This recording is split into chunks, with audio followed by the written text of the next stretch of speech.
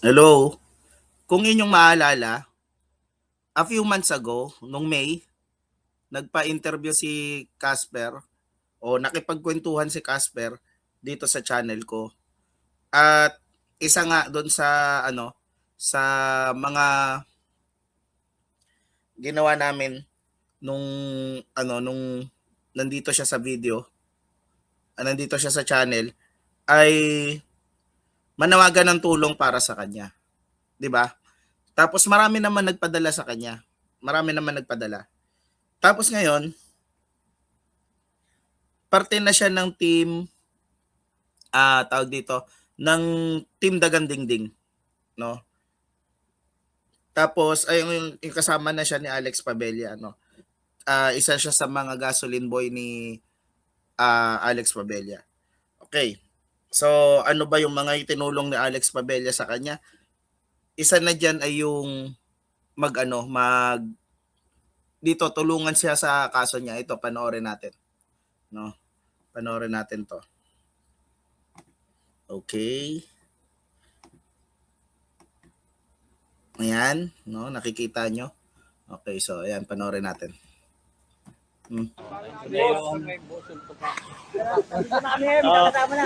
Tapos ng herring. Pwede ba picture? Picture mo na, picture mo na. Sabay. Ito.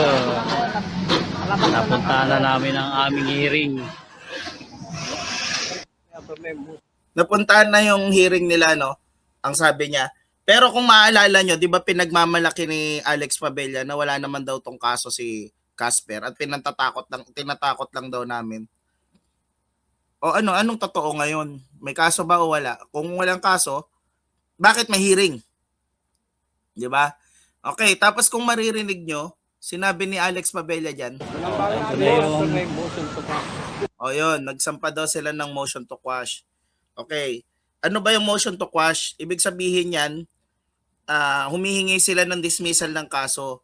Kadalasan ng reason ng motion to quash ay walang jurisdiction yung court o kaya mali yung kaso na isinampa, kulang yung elements nung krimen na isinampa. Ginagawa yan bago magkaroon ng arraignment. Kasi pagka nagka-arraignment na, hindi ka na pwede hindi ka na pwede mag-file ng motion to quash. 'Di ba? Yung motion to quash actually kino-question mo yung jurisdiction ng korte kung meron ba silang jurisdiction. No? Anong ibig ko sabihin? Kunyari, naganap yung krimen sa Valenzuela. Tapos nagsampa ka sa Bulacan. Pwede ba 'yon? Syempre hindi. Kasi walang jurisdiction yung court. Pagka ganun, magsasampa ka ng motion to quash. No? O kaya yung ina-allege kulang yung elements ng krimen kasi 'di ba?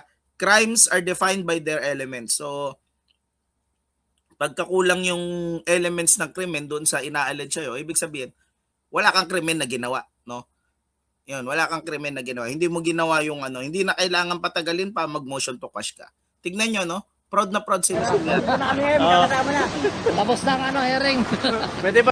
No, proud na proud sila, no? As if nanalo na sila, hindi pa nga binibigyan ng korte, hindi pa nga binibigyan ng due course yung kanilang motion to quash. Pero tuwan-tuwa na sila. Ngayon, kapansin-pansin din, no? Na bumabalik na yung angas nito ni Casper, no? Bumabalik na yung angas. Merong mga in-upload na video na ayun, ginagawa nilang katawa-tawa ulit si Sir Erwin, no? The Kings. Okay? Tapos ito, 'di ba? Ito meron tayo ditong isa pang video, no? Kung naalala nyo, naglabas ng mga libelous na statement itong si Rogelio Santiago at saka yung isa, yung mukhang bubuyog. Meron ako nun dito sa channel ko, 'di ba? At kung ano-ano yung mga ibinintang nila dito kay Sir The Kings, no? Katulad nung sumisip-sip daw ng ganyan. Tapos nagnanakaw daw ng content. Tapos binuriki daw yung mga bigas na pinamigay ni FLM. Tapos asang-asa daw kay FLM kung ano-ano mga libelous na statement, no? Dahil nga nasa entertainment industry ito si The Kings. at talagang puhunan niya yung kanyang pangalan, no? Siyempre, kailangan niya ipagtanggol yung sarili niya, di ba? At ito nga, nakiusap siya dito kay The Kings na, kay Casper na ibigay kung ano yung mga information about dito sa ano para masampahan ng kaso, di ba? Hindi naman siya pinipilit, no? Hindi naman siya pinipilit about that. Pero kapansin-pansin yung naging sagot nito ni The Kings, no? Kapansin-pansin yung sagot niya. Okay, sige, tunghayan natin, no? Kay anong pala, no? Nag-message si The King. Si Idol, The King. Nya!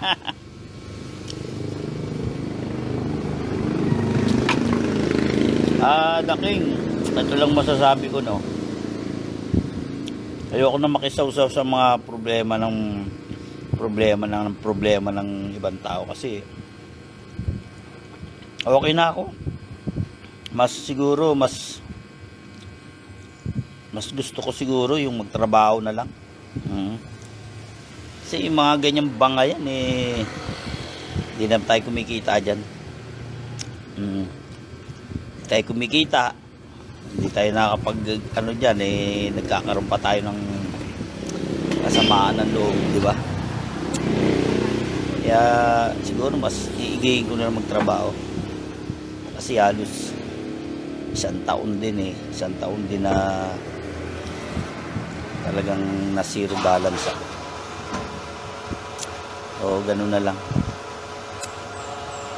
Tsaka yung sinasabi mong ituro yung bahay, hindi ko naman alam yun, hindi ko alam bahay nun. Nagkikita lang kami nun for content, ganun lang, for collab. Pero yung bahay, sensya ka na, hindi ko talaga alam ang bahay nun. Almusal tayo. Kape.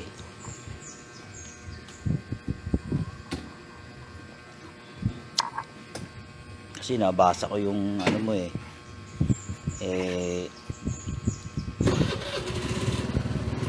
kung alam ko man yung bahay nun, siguro hindi rin natin dituturo kasi hindi naman natin ganun yung ugali natin. Tsaka tapos na yung panahon ng hapon para magturo. Tapos na. Mga ka-followers ko dyan, shoutout sa inyo, tayo nag-aalmusal. Almusal muna tayo. Ito, habang wala pang ganong tao, nag-aalmusal muna si Casper. Lalagyan niya muna ng power ang kanyang laman lupa.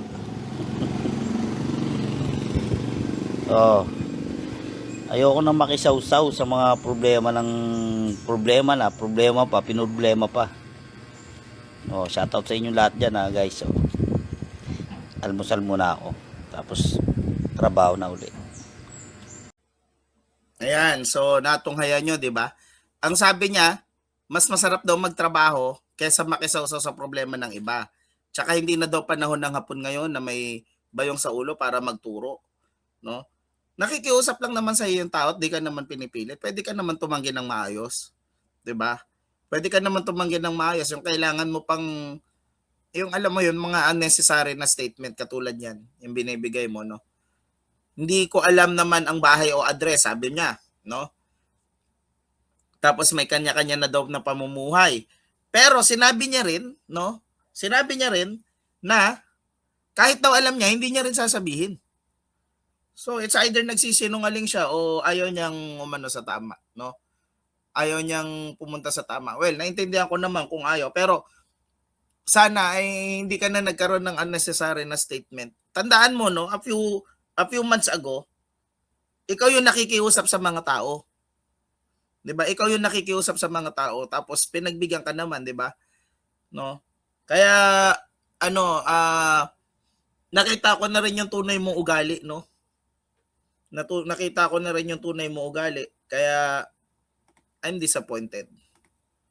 So anyway, mamayang gabi mag-upload ako ng video tungkol kay Monica at saka kay Attorney Savino. Antayin niyo lang. Sana suportahan niyo yung channel ko. Maraming salamat. Thank you.